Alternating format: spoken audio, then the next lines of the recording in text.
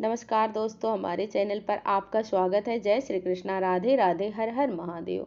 बृहस्पतिवार व्रत कथा। एक समय की बात है, भारतवर्ष में एक राजा राज्य करता था। वह बड़ा ही प्रतापी और दानी था। वह नित्य प्रति मंदिर में दर्शन करने को जाया करता था। वह ब्राह्मण और गुरु की सेवा किया करता था। उसके दरवाजे से कोई भी निराश होकर नहीं लौटता था तथा वह प्रत्येक गुरुवार को व्रत रखता एवं पूजन करता। हर दिन गरीबों की सहायता किया करता था। परंतु यह सब बात उसकी रानी को अच्छी नहीं लगती थी। वह न व्रत करती थी और न किसी को एक पैसा दान में देती थी तथा राजा को भी ऐसा करने से मना करती थी।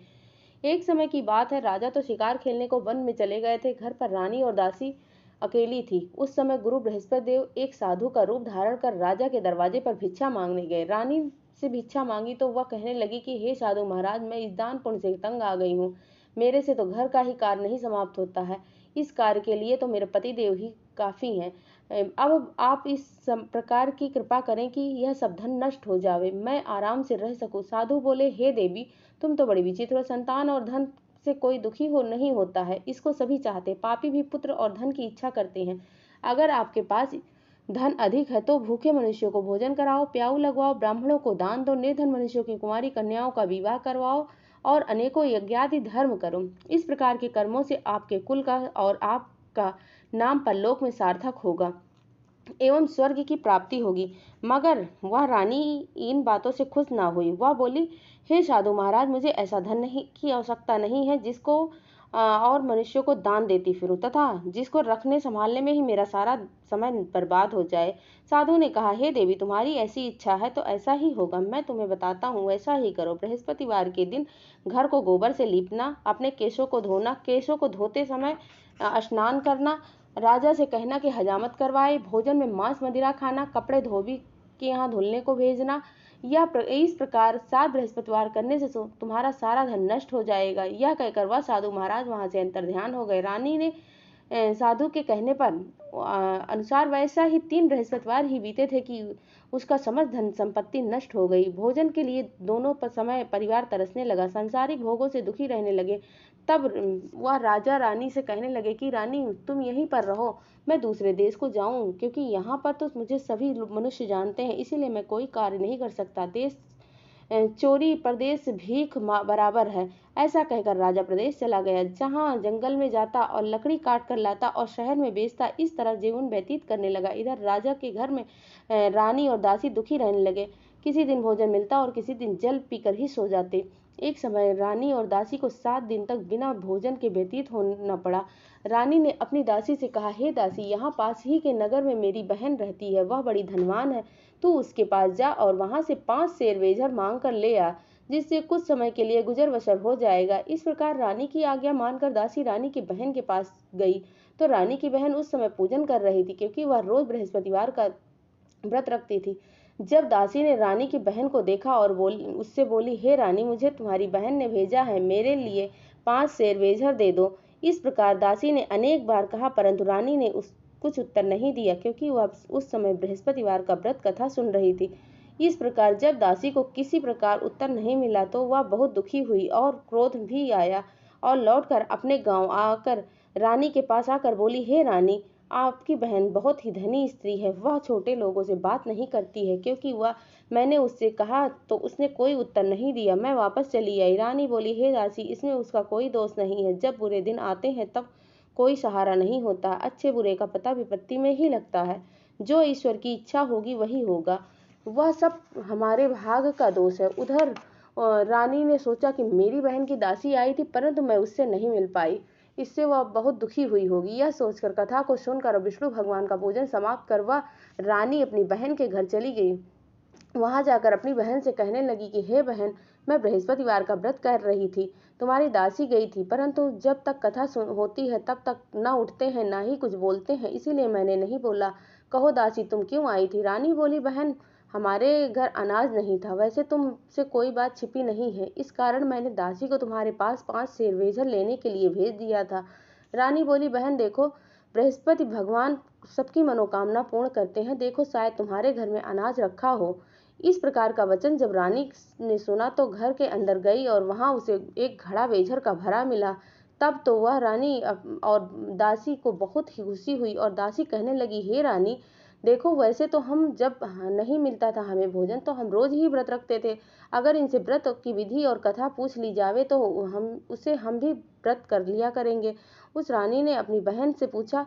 बहन ने बृहस्पतिवार के व्रत में चना की दाल मुनक्का से विष्णु भगवान के केले की जड़ में पूजन करे तथा दीपक जलाएं, पीला भोजन करें तथा कहानी सुने। इस प्रकार करने से गुरु भगवान प्रसन्न होते हैं, अन्न पुत्र धन देते हैं, मनोकामना पूर्ण करते हैं। इस प्रकार रानी और दासी दोनों ने बृहस्पतिवार निश्चय किया कि बृहस्पतिवार भगवान का पूजन जरूर करेंगे। 7 रोज बाद जब बृहस्पतिवार आया तो इन्होंने व्रत रखा, गुड़साल में जाकर चना गुड़ विंद लाई तथा उसकी दाल से केले की जड़ तथा विष्णु भगवान का पूजन किया। अब भोजन पीला कहाँ से आवे, विचार में दुखी हो रही थी, परंतु उन्होंने व्रत किया था, इस कारण गुरु भगवान प्रसन्न थे। 2 थालों में सुंदर पीला भोजन लेकर आए और दासी को देकर बोले, हे दासी, यह तुम्हारे और रानी के लिए है भोजन है, तुम दोनों करना। दासी भोजन पाकर बड़ी प्रसन्न हुई और रानी से बोली, चलो रानी जी भोजन करते हैं। रानी को इस विषय में कुछ पता नहीं था, इसीलिए वह दासी से बोली, तुम ही भोजन कर, क्योंकि तू हमारी व्यर्थ में हंसी उड़ाती है। दासी बोली, एक महात्मा भोजन देकर गए हैं। रानी कहने लगी, वह भोजन तेरे ही लिए दिया होगा, भोजन तू ही कर। दासी ने कहा, वह महात्मा हम दोनों के लिए 2 थालों में भोजन देकर गए हैं, इसीलिए हम और तुम दोनों ही एक साथ भोजन करेंगे। इस प्रकार रानी और दासी दोनों ने गुरु भगवान को नमस्कार कर भोजन प्रारंभ किया तथा अब वह प्रत्येक बृहस्पतिवार को गुरु भगवान का व्रत और विष्णु भगवान का पूजन करने लगे। बृहस्पति भगवान की कृपा से रानी और दासी के पास धन हो गया। रानी फिर उसी प्रकार से आलस्य करने लगी। तब दासी बोली, देखो रानी, तुम पहले की तरह ही आलस्य करती हो, तुम्हें धन के रखने में कष्ट होता है, इस कारण सभी धन नष्ट हो गया। अब गुरु भगवान की कृपा से जो धन मिला है तो तुम्हें फिर से आलस्य आ रहा है। बड़ी मुसीबतों के बाद हमने यह धन पाया है, इसीलिए हमें दान पुण्य करना चाहिए तथा भूखे मनुष्यों को भोजन करवाओ, प्याऊ लगवाओ, ब्राह्मणों को दान दो, कुआं तालाब बावड़ी आदि का निर्माण करवाओ, मंदिर पाठशालाएं बनवाकर दान दो, कुंवारी कन्याओं का विवाह करवाओ। धन को शुभ कार्यों में खर्च करो, जिससे तुम्हारे कुल का यश बढ़े तथा स्वर्ग प्राप्त हो और पितृ प्रसन्न होवे। तब रानी ने इसी प्रकार के कर्म करने प्रारंभ कर दिए। फिर काफी यश फैलने लगा। एक दिन रानी और दासी विचार करने लगी, न जाने राजा किस दशा में होंगे, जिनकी कोई खोज खबर नहीं है। गुरु भगवान से उन्होंने प्रार्थना की और भगवान ने रात्रि में राजा के स्वप्न में आकर, हे राजा उठ, तेरी रानी तुझको याद कर रही है, अपने देश को चला जा। राजा प्रातः काल उठा और विचार करने लगा, स्त्री जाति खाने और पहनने की ही साथी होती है, पर भगवान की आज्ञा मानकर वह अपने नगर के लिए चलने को तैयार हुआ। इससे पूर्व जब राजा परदेश चला गया था तो परदेश में दुखी रहने लगा था। प्रतिदिन जंगल से लकड़ी बीन कर लाता और उन्हें शहर में बेचकर अपने दुखी जीवन को बड़ी कठिनता से व्यतीत करता था। एक दिन राजा दुखी हो अपनी पुरानी बातों को याद करके रोने लगा। तब उस समय जंगल में बृहस्पति देव एक साधु का रूप धारण कर आए और राजा के पास आकर बोले, हे लकड़हारे, तुम इस सुनसान जंगल में किस चिंता में बैठे हो, मुझसे बतलाओ। यह सुन राजा के नेत्रों में जल भर आया और साधु को वंदना कर बोले, हे प्रभु, आप सब कुछ जानते हैं। इतना कहकर साधु को अपनी संपूर्ण कहानी सुना दी। महात्मा दयालु होते हैं। वे राजा से बोले, हे राजा, तुम्हारी स्त्री ने बृहस्पति देव का अपराध किया था, जिस कारण तुम्हारी यह दशा हुई है। अब तुम किसी प्रकार की चिंता मत करो, भगवान तुम्हें पहले से अधिक धन देंगे।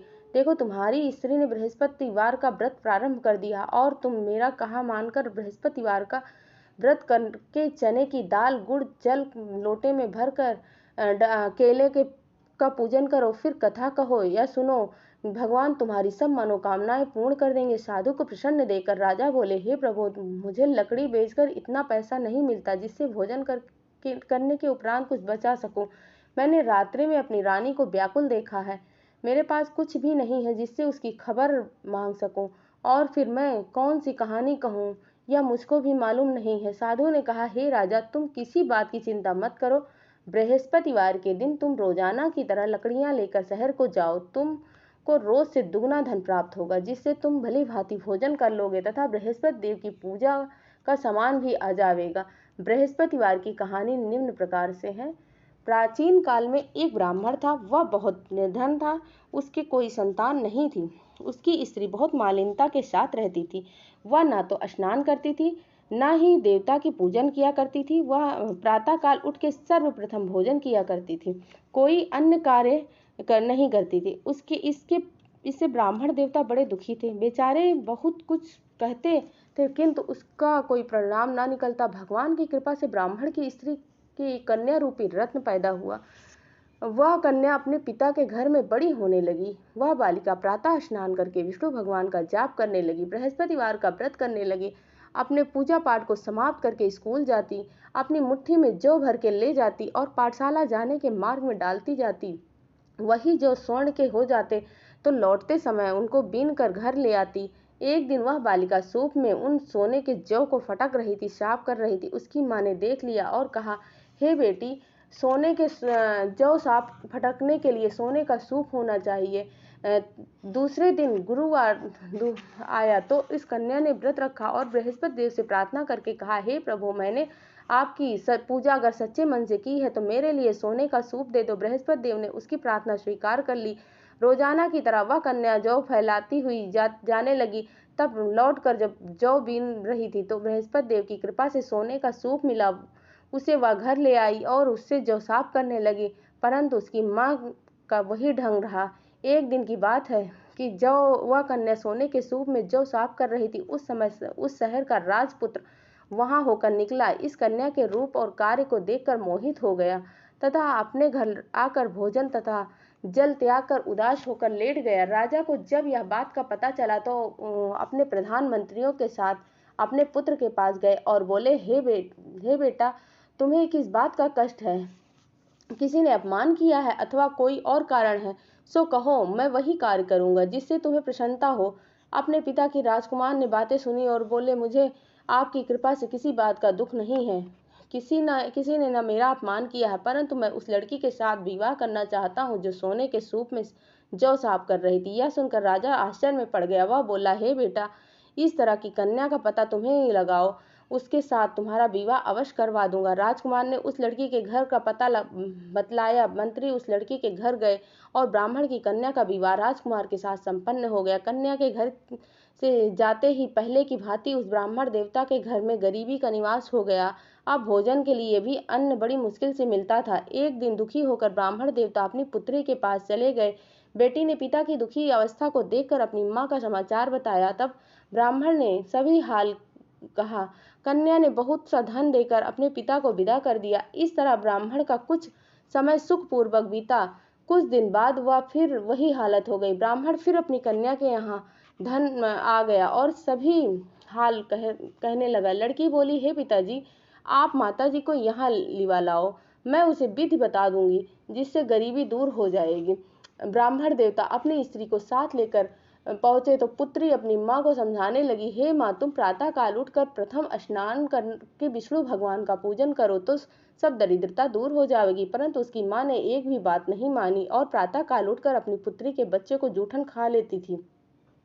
एक दिन उसकी पुत्री को बहुत गुस्सा आया और एक रात कोठरी में सभी सामान निकाल दिया और अपनी माँ को उसमें बंद कर दिया। प्रातःकाल उसमें से निकाला तथा स्नान करवा के पूजा पाठ करवाया तो उसकी माँ की बुद्धि ठीक हो गई और फिर प्रत्येक बृहस्पतिवार को व्रत रखने लगी।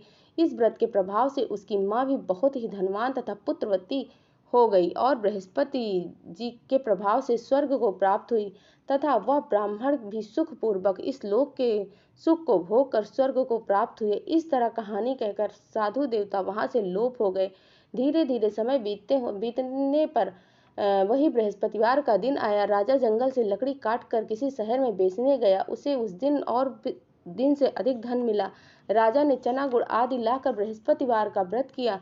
उस दिन से उसकी सारी कलेशें दूर होने लगी। परंतु जब दोबारा गुरुवार आया तो बृहस्पतिवार का व्रत करना भूल गया। इस कारण बृहस्पति देव नाराज हो गए। उस दिन उस नगर में राजा ने विशाल यज्ञ कर आयोजन किया था तथा शहर में यह घोषणा करा दी कि कोई भी मनुष्य अपने घर में का भोजन न बनावे तथा आग भी न जलावे। समस्त लोग यहाँ आकर भोजन करेंगे। इस आज्ञा को जो न मानेगा उसके लिए फांसी की सजा हो जाएगी। इस तरह की घोषणा संपूर्ण नगर में करवा दी गई। राजा की आज्ञा अनुसार शहर के सभी लोग भोजन करने गए, लेकिन लकड़हारा कुछ देर में पहुंचा। इसीलिए राजा उसको अपने साथ लिवा ले गए और ले जाकर भोजन कराने लगे तो रानी की दृष्टि उस खूंटी पर पड़ी जिस पर उसका हार लटका हुआ था। वहां पर दिखाई नहीं दिया। रानी ने निश्चय किया कि मेरा हार इस मनुष्य ने ही चुराया होगा। उसी समय सैनिक बुलवाकर उसको कारागार में डलवा दिया। जब राजा जेल खाने में गया तो बहुत दुखी होकर विचार करने लगा कि न जाने कौन से पूर्व जन्म के कर्म से मेरे लिए दुख प्राप्त हुआ है, और उसी साधु को याद करने लगा जो जंगल में मिला था। उसी समय तत्काल बृहस्पति देव साधु के रूप में प्रकट हो गए और उसकी दशा को देखकर कहने लगे, अरे मूर्ख, तूने बृहस्पति देवता की कथा नहीं की, इसी कारण तुम्हें यह दिन देखने को मिला है। अब चिंता मत कर, बृहस्पतिवार के दिन जेल खाने के दरवाजे पर 4 पैसे पड़े मिलेंगे, उनसे तो बृहस्पति देव की पूजा करना, तेरे सभी कष्ट दूर हो जाएंगे। बृहस्पतिवार के रोज उसे 4 पैसे पड़े मिले।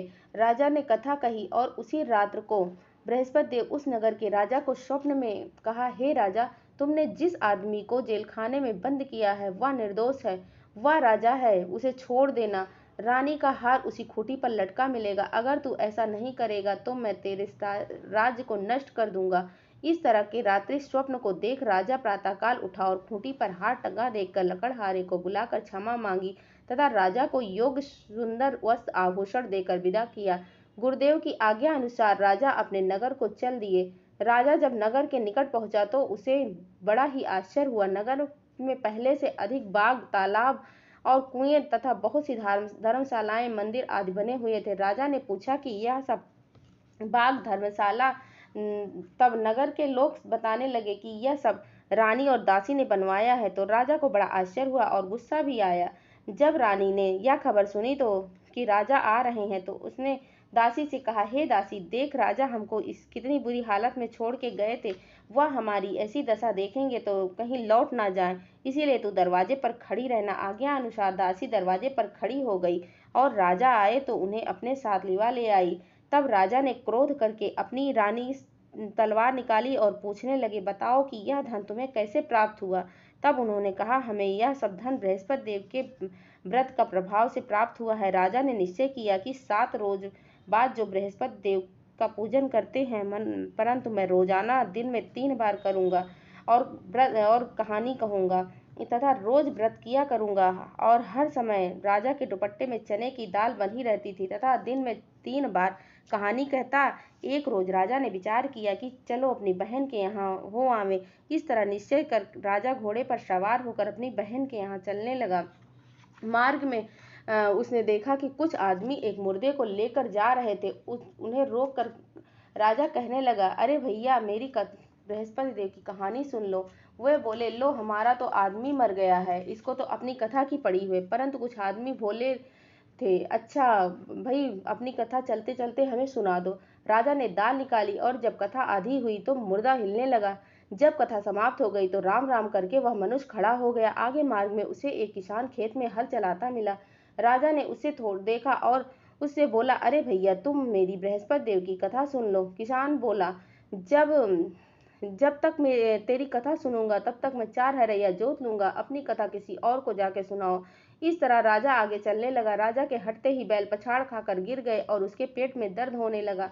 उस समय उसकी माँ रोटी लेकर आई। उसने जब देखा तो उसके पुत्र से यह हाल पूछा तो बेटे ने सब हाल कह दिया। तो बुढ़िया दौड़ी दौड़ी उस घुड़सवार के पास गई और उससे बोली, मैं तेरी कथा सुनूंगी, तू अपनी कथा चल के मेरे खेत पर चल के सुनाओ। राजा ने बुढ़िया के खेत पर जाकर कथा कही। उससे सुनते ही बैल खड़े हो गए। किसान के पेट का दर्द बंद हो गया। राजा अपनी बहन के घर पहुंचा। तब बहन ने भाई की खूब मेहमानी की। दूसरे दिन प्रातःकाल राजा जगा तो देखने लगा कि सब लोग भोजन कर रहे हैं। राजा ने अपनी बहन से कहा कि ऐसा कोई मनुष्य नहीं है जिसने भोजन नहीं किया हो, मेरी बृहस्पतिवार की कथा सुन ले।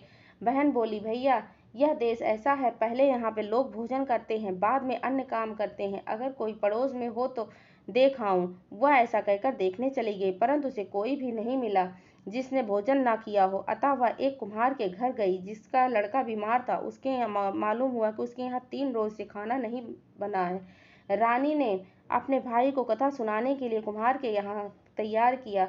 राजा ने जाकर बृहस्पतिवार की कथा कही, जिससे सुनकर उसका लड़का ठीक हो गया। अब तो राजा की प्रशंसा होने लगी।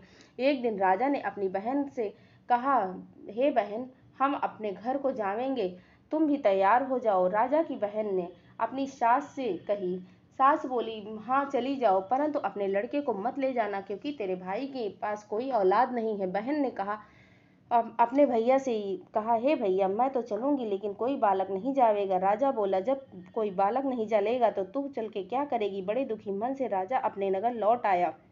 राजा ने अपनी रानी से कहा, हम निर्वंशी राजा हैं, हमारा मुंह देखने का धर्म नहीं है, और कुछ भोजन आदि नहीं किया। रानी बोली, हे प्रभु, बृहस्पति देव ने हमें सब कुछ दिया है, हमें औलाद अवश्य देंगे। उसी रात को बृहस्पति देव ने राजा को स्वप्न में कहा, हे राजा, उठ, कभी सभी सोच को त्याग दे, तेरी रानी गर्भ से है। राजा को यह बात सुनकर बड़ी खुशी हुई। 9वें महीने में उसके गर्भ में एक सुंदर पुत्र पैदा हुआ। तब राजा ने बोला, हे रानी, स्त्री बिना भोजन के रह सकती है, बिना कहे नहीं रह सकती। जब मेरी बहन आवे तुम उससे कुछ मत कहना। रानी ने सुनकर हाँ कर दिया। जब राजा की बहन ने यह शुभ समाचार सुना तो वह बहुत खुशी हुई और तथा बधाई लेकर अपने भाई के यहाँ आई। तभी रानी ने कहा, घोड़ा चढ़ के आई, गधा चढ़ी आई। राजा की बहन बोली, भाई, मैं इस प्रकार न करती तो तुम्हें औलाद कैसे मिलती। बृहस्पति देव ऐसे ही हैं, जैसी जिसके मन में कामनाएं हैं सभी को पूर्ण करते हैं। जो सद्भावना पूर्वक बृहस्पतिवार का व्रत करता है एवं कथा पढ़ता है अथवा सुनता है और दूसरों को सुनाता है, बृहस्पति देव उसकी सभी मनोकामना पूर्ण करते हैं। भगवान बृहस्पति देव उनकी सदैव रक्षा करते हैं। संसार में सद्भाव से भगवान जी का पूजन व्रत सच्चे हृदय से करते हैं तो उनकी सभी मनोकामना पूर्ण करते हैं। जैसी सच्ची भावना से रानी और राजा ने उसकी कथा का गुणगान किया था तो उनकी सभी इच्छाएं बृहस्पति देव जी ने पूर्ण कर। जय श्रीमन नारायण। ओम नमो भगवते वासुदेवाय नमः। ऐसे ही वीडियो को पाने के लिए हमारे चैनल को लाइक करें, सब्सक्राइब करें, कमेंट करना बिल्कुल भी ना भूलें। धन्यवाद।